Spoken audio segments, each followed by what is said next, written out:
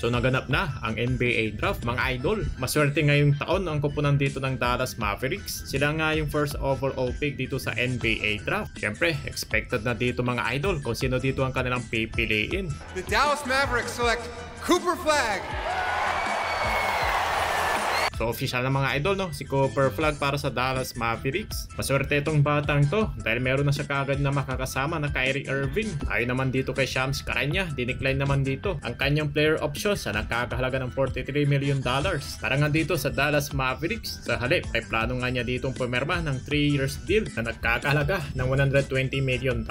Ayon naman dito kay Shams, ang agent dito ni Kyrie Irving ay nakipag-negotiate para nga dito sa Dallas Mavericks para na nga sa kanilang bagong deal. At hindi na nga siya dito maging free agency. At itong si Uncle Drew ay nagre-range dito ng $40 million para sa kanyang unang taong na sahod. Kasalukuyan nga lang nagpapagaling ito sa kanyang turn ACL. Bukod naman dito kay Kyrie Irving na kanya na nga dito makakasama. Kaya itong may mga champion experience na si Klay Thompson at Anthony Davis. Tapos palalakasin pa dito ni Cooper Flag itong Dallas Mavericks dahil siya ay nag-average ng 19.7 rebounds, 4 assists at shooting 48% from the field. Napakarami talagang nag-aabang ngayon para dito kay Cooper Flag dahil isa nga siya sa mga rare players na meron dito malaking potential. Dahil na nga sa kanyang mataas na potential itong batang to ay prospect na nga rin siya bilang maging isang NBA superstar. At ready na rin itong kanyang jersey number 32 na Dallas Mavericks. At heto mga idol, no, hindi pa siya officially naglalaro sa NBA ay matagal na nga siyang pinag-uusapan sa social media at maaari rin din daw siya maging billionaire mga idol. Makakatangkap kaagad siya ng kanyang ditong 62.7 million sa kanyang rookie contract at matapos niyan sa kanyang Supermax extension at maaari rin siyang makareceive na kanya ditong $359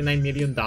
Sa taon naman na 2034 hanggang 2038, pwede siyang offeran sa nagkakahalaga ng $509 million sa kanyang Supermax extension na contract at in total sa $939 million sa edad lamang na 30 anyos at hindi pa kasama dyan mga brand deals dito ni Cooper Flag. Kaya naman talaga na malaki ang posibilidad na maaari siya dito maging billionaires. Itong si Cooper Flag sa edad lamang dito na 30 anyos at heto na, pagiging potential dito ng lineup ng Dallas Mavericks. Para sa uno, itong si Kyrie Irving. Sa dos naman, itong si Klay Thompson. Sa tres ay si Cooper Flag. Para naman sa 4, si Anthony Davis. At sa 5 naman, itong si Daniel Coward. Malaki talagang i-develop dito ni Cooper Flag dahil instant na malakas na team kagad itong kanyang mapupuntahan. Dahil mga veterano ba naman itong kanyang makakasama sa Dallas Mavericks. Grabe rin yung ngiti dito ni Nico Harrison, no? Ito na rin kasi yung pagkakataon nila para makabounce back at makabalik sa NBA Finals. Marami rin dito nag-aabang para sa LA Laker fans kung sinong pipiliin nila para sa NBA draft. At ang lumalabas ditong potential kung sakali man hindi pipiliin dito ng ibang kupunan ay itong si Rocco Rosikarski ng Australia mga idol. Siya yung matunog na maaaring kunin dito ng Lakers dahil dambuhala ba naman siya na ma-hate ditong 7-3. For sure, magiging malupit na love party ito ni Luka Doncic kung sakali man napiliin ito ng purple and gold mga idol na maidadagdag nila dito sa kanilang sentro.